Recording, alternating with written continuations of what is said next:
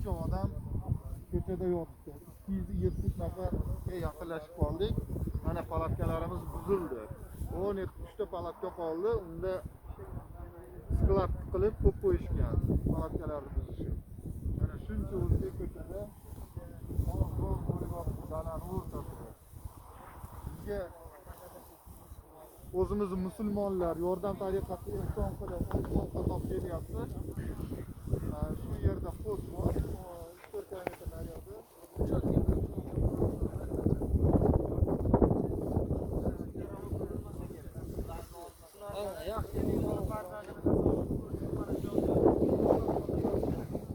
Yomg'ir yog'ib turibdi. Har bir soatga yomg'ir bo'ladimi?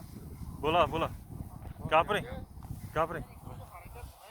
Assalomu alaykum. Avvalambor yurtboshimizga assalomu alaykum va o'zimizda yurtimizdagi ota-onalar hamma yurtimizdagi vatandoshlarimizga mana biz bugun hamma joyda palatkasini buzib o'zimizning yurtdoshlarimiz hammamiz ko'chada qoldik mana aka.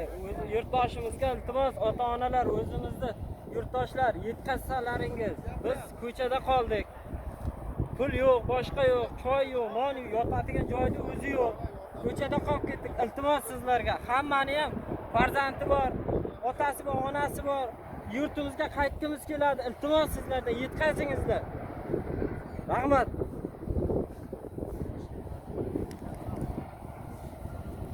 Mana hamma ko'chada qoldi. Hamma O'zbekiston fuqarosi. Shu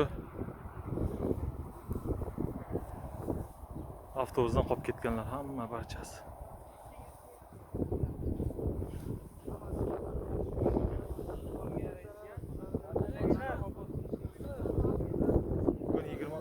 Bugun 23 mi? 24?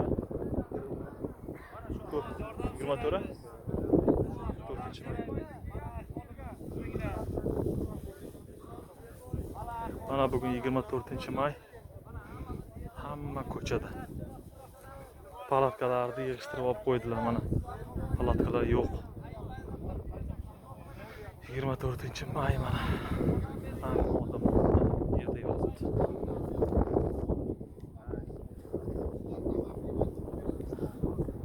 Ayollar ham bor.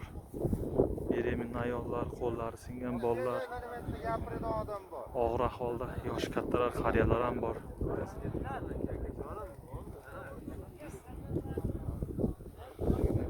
Iltimos yordam qilishlarini kutamiz.